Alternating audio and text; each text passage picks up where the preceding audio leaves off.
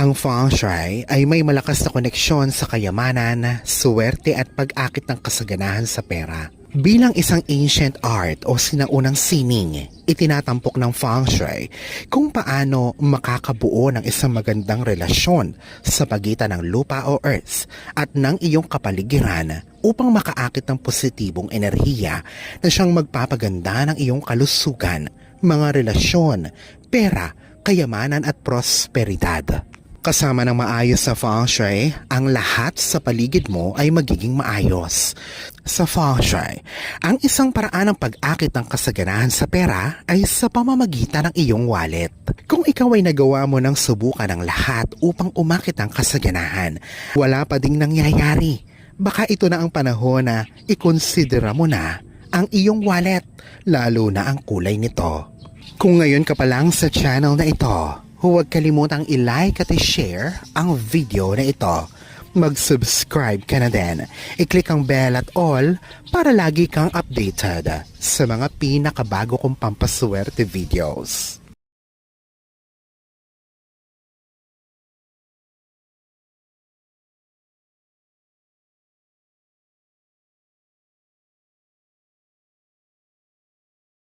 Isa sa pinakaimportanteng aspeto ng pag-akit ng pera ay sa pamamagitan ng wallet. Ito ay may kinalaman sa kulay, hugis, paghawak ng iyong wallet, kung saan mo ito inilalagay at marami pang iba. Ang feng shui ay nagbibigay ng mga estratehiya sa mga tao para mapaganda ang daloy ng pera sa kanilang wallet. Kaya naman ang pitaka na may feng shui ay may mahalagang papel sa pag-akit ng yaman. Sa feng shui, may maraming iba't ibang paraan ang pwedeng gawin upang makabuo ng positibong kapaligiran upang humatak ng yaman sa iyong wallet. Ito ay ang pagpili ng wastong kulay at hugis, ang pagsisigurado na ang wallet ay maayos na natatago. Ito ay walang kalat at may sapat na espasyo upang hindi malukot ang perang papel. Ayon sa feng shui, ang kulay ng wallet ay mahalaga pagdating sa pag-akit ng pera at kasaganahan. Ang kulay ng wallet ay may mahalagang papel. Pinaniniwalaang may mga partikular na kulay na siyang magdedetermina kung papaano nagre-react ang universe sa ating mga minamanifesto. Sa feng shui ay may mga iba't ibang elemento at ang bawat elemento ay may kanya-kanyang sariling kulay. Ang lahat ng kulay ay rumerepresenta sa 5 elemento sa feng shui. Ito ay may kahulugan. Ang blue ay sa elemento ng tubig. Ang blue o asul ay rumerepresenta sa tubig at ang kapasidad nito na maubos. Ito ay nagdudulot ng pagkaubos ng pera na parang tubig. Ang paggamit ng kulay na ito sa iyong wallet ay ang siyang magpapahirap na makakuha ng yaman, kaya iwasan ito. Ang pink ay sa elemento ng apoy. Ito ang kulay ng wallet na kilala sa pag-akit ng pag-ibig at magandang relasyon, kaya mainam ito sa kababaihang naghahanap ng pag-ibig o isang ideal partner. Ito ay hindi inirerekomenda sa kulay ng wallet kung ikaw ay gusto mong umakit ng yaman. Ito ay sinasabing light red at ang red ay associated sa apoy o fire. Ano ang swerteng kulay ng wallet para sa mga kababaihan? Ito ay kulay itim o black. Ang black ay makakatulong upang ma-enhance o mapaganda ang prosperidad sa iyong negosyo at ganoon na din para sa wealth.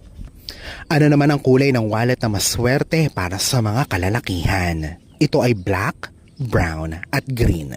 Ang black ay para sa kayamanan at prosperidad at ang green ay para sa pag-akit ng malalaking oportunidad at isang money generator. Bukod sa mga swerteng kulay ng wallet, in general o sa pangkalahatan para sa taong 2025, narito pa ang isang dagdag tip para umakit pa ng swerte ang iyong pitaka sa taong papadating. Ang petsa ng iyong kapanganakan ay nagsasabi ng higit pa sa iyong edad. Maaaring ibunyag nito ang mga lihim tungkol sa kung papaano makuha ang swerte, yaman at kaligayahan. Isa sa mga paraan upang mapakinabangan ang enerhiyang ito ay sa pamamagitan ng pagdala ng mga espesyal na bagay sa iyong wallet na naaayon sa iyong petsa ng kapanganakan. Kung ikaw ay ipinanganak sa ika-1, ika-10, ika-11 o ika-28 ng kahit na anong buwan, ang araw ang iyong ruling planet. Ikaw ay isang natural na pinuno na umaasa sa kumpiyansa at pagpapahayag ng sarili. Upang mapanatili ang mainit na enerhiyang ito, laging magdala ng isang gintong barya o isang maliit na simbolo ng araw sa iyong wallet. Ito ay makakatulong sa iyo na makakuha ang tagumpay at manatiling nakatapak sa iyong mga maambisyong pagtutungo. Para naman sa mga ipinanganak sa ika-2, ika-11, ika-20 o ika-29 ng buwan. Ang buwan ng iyong ruling planet, na ibig sabihin ay ikaw ay sensitibo at intuitibo. Ang isang bariyang pilak o isang maliit na piraso ng moonstone ay magpapalakas ng iyong mga likas na kaloob at magdadala ng emosyonal na balanse. Kung ang iyong kaarawan ay sa ika-3, ika-12, ika-21 o ika-30, ang Jupiter ang iyong ruling planet, ang planeta ng kasaganahan at kaalaman. Ikaw ay palaging humahanap ng karunungan at mga bagong karanasan. Kaya ang isang piraso ng dilaw na tela o isang maliit na charm na may kuwago ay maaaring maging iyong swerteng bagay o lucky charm. Para sa mga ipinanganak sa ika-4, ika-13, ika-22 o 31, ang Uranus ang siyang namamahala sa iyo, ang planeta ng pagbabago. Ikaw ay praktikal at imbensibo. Palaging nag-iisip sa labas ng kahon. Ang pagdadala ng isang maliit na susi sa iyong wallet ay sumasagisag ng pagbubukas ng mga pagkakataon at pagiging adaptable sa mga pagbabago ng buhay. Para sa mga ipinanganak sa ika-5, ika-14 o 23, ang Mercury ang iyong ruling planet. Kilala ka sa komunikasyon at adaptabilidad. Ang isang ballpen o maliit na notebook sa iyong wallet ay makakatulong sa iyo na manatiling matalino at malinaw sa iyong mga kaisipan. Kung ikaw ay ipinanganak sa ika-8, ika-17, ika-26 ng buwan, ang Saturno ang iyong ruling planet, ang planeta ng disiplina at responsibilidad. Ikaw ay nagpapahalaga sa mahigpit na pagtatrabaho at pagtitiyaga at ang pagdala ng isang maliit na piraso ng itim na tela o obsidian stone sa iyong wallet ay makakatulong sa iyong pinansyal na katatagan at mananatiling nakatutok sa mga layuning pangmatagalan.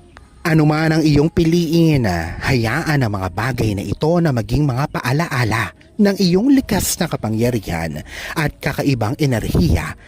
Sa pagdating ng 2025, magbigay daan sa mga suwerteng kulay ng wallet at mga pampaswerte upang mapalago ang iyong yaman at kaligayahan.